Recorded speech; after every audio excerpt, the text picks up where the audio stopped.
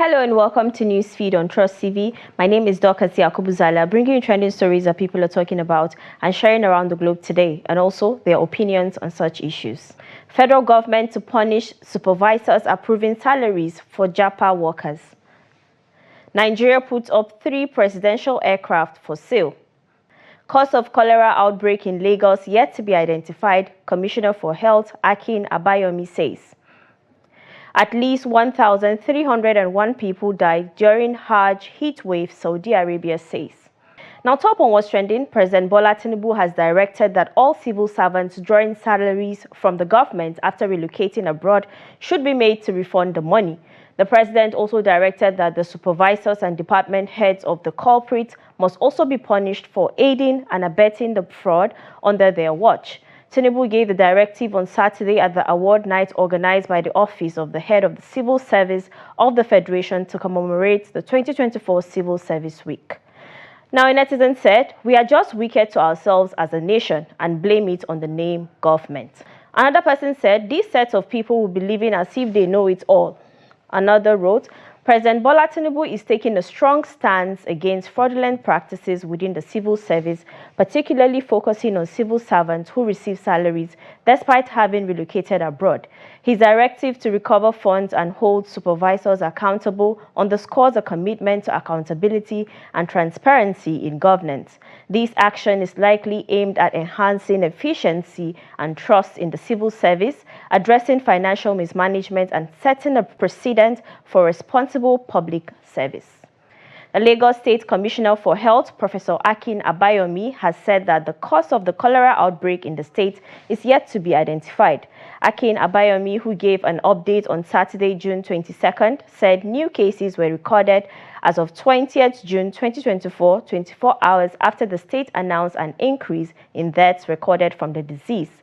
He added that the Emergency Operations Center, in collaboration with all relevant partners, is actively engaged in contact tracing, community-based surveillance, awareness campaigns, sample testing, and ensuring that confirmed cholera cases receive appropriate medical treatment.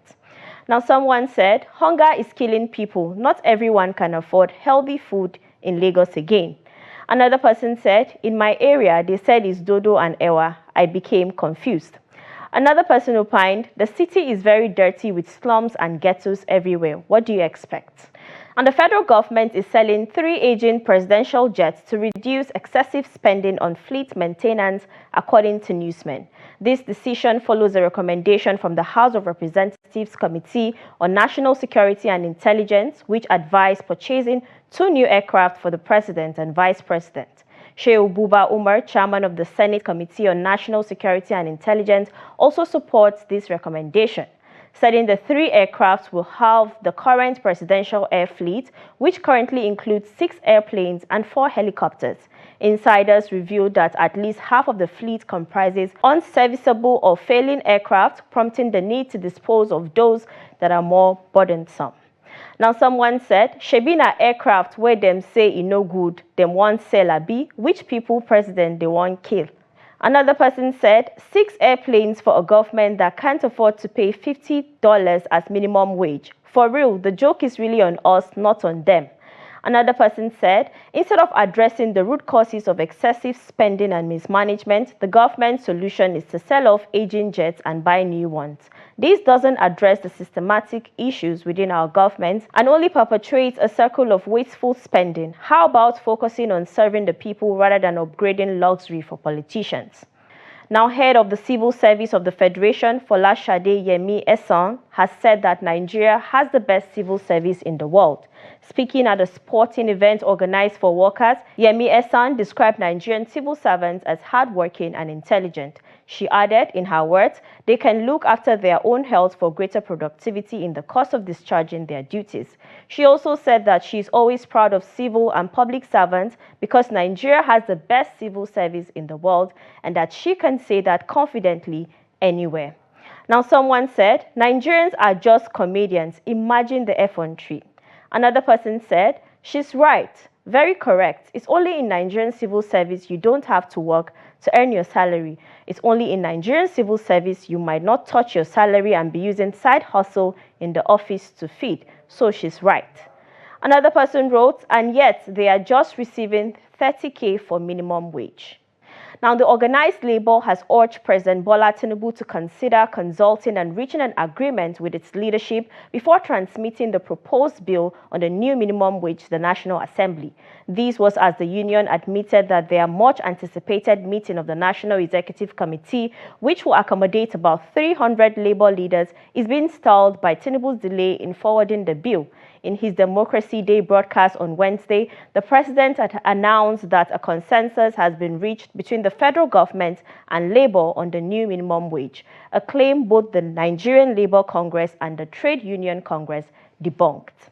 Now, someone said, Labour wouldn't face their business of living wage, but they are always used for political issue.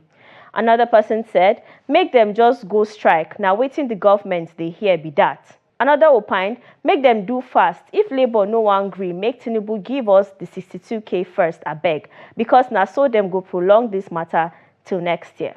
Now let's go on a short break, and when we return, you get to know how a man was honored with 2 doctorate degrees in the US after failing the ordinary level examinations 17 times. Stay tuned. Welcome back, it's Newsfeed. Now, police have arrested a 300-level student of the Federal University Oye Ekiti in Ekiti State, Rachel Olufogbe, for allegedly slashing a fellow student with a razor blade during a heated argument. It was gathered that the incident happened in a private hostel located in Oye Egbo, a community outside the school premises on Saturday, June 22, 2024. According to newsmen, Olufogbe and the victim disagreed with the rights of the drying line in the hostel. The victim moved Olufogbe's clothes to create space on the clothesline before spreading her clothes. However, Olufogbe protested this act, leading to an exchange of words between the two. The situation escalated quickly as Olufogbe was said to have picked a blade to inflict bodily injuries on the victim. The school's Vice-Chancellor, Professor Sunday Fashional, confirmed the incident on Saturday. Now, a netizen said, why does mysterious things happen in schools? Schools really need deliverance. Another person said, anger issues is real. Learn to control your anger. Another person advised, anger management should be a course on its own.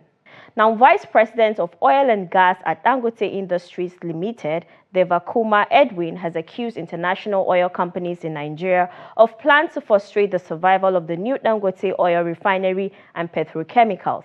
Edwin said the IOCs were deliberately and willfully frustrating the refinery's efforts to buy local crude by hiking the cost above the market price, thereby forcing the refinery to import crude from countries as far as the United States, with its attendant high cost.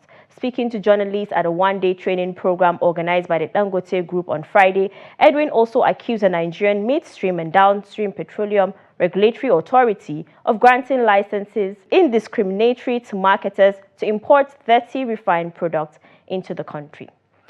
Now, a netizen said, Omo, they have really frustrated this man to the extent that he is already regretting investing in this.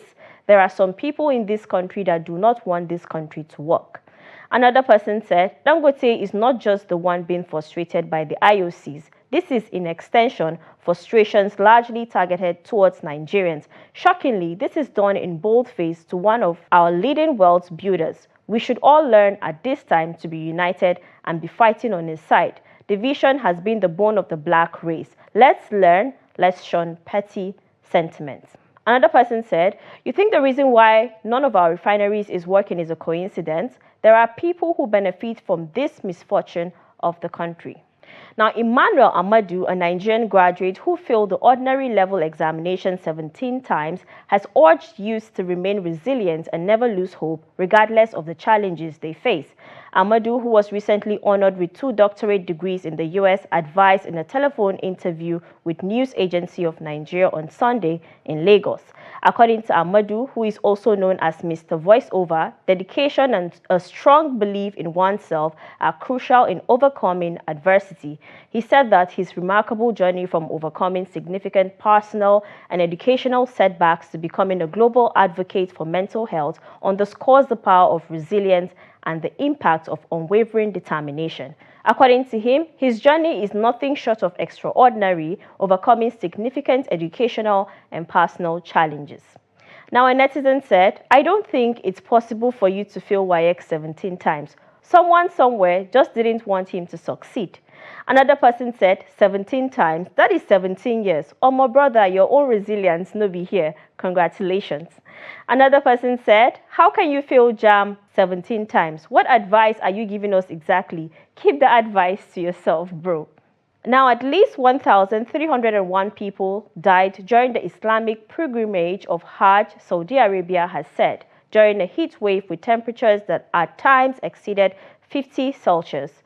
More than 3/4 of those who died making the journey to the country's holy city of Mecca were unauthorized pilgrims who walked long distances in intense heat, Saudi news agency SPA reported. Hajj permits are allocated to countries on a quota system and distributed to individuals by lottery. About 1.8 million people took part this year, according to Saudi Arabia. All Muslims who are financially and physically able must complete the pilgrimage at least once in their lifetime. However, the costs involved mean that many try to take part without a permit, although they risk arrest and deportation if caught. Before the Hajj, Saudi authorities said they had removed hundreds of thousands of unauthorized pilgrims from Mecca. Now, a netizen said, may Allah grant them the highest ranks in heaven. Another person said, God bless all of them, rest in peace. Another wrote, Muslims consider it an honor to die in the sacred land of Mecca, and we pray that Allah grants them mercy and the highest rank in Jannah. However, amidst our prayers, we must not forget the ongoing genocide in Palestine. The suffering and loss of innocent lives there continue unabated, and we must raise our voices and seek justice for them as well. And now to a funny video of kids refusing to share their food. Take a look.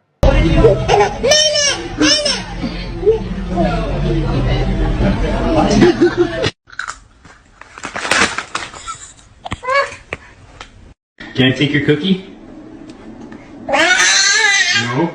Wait.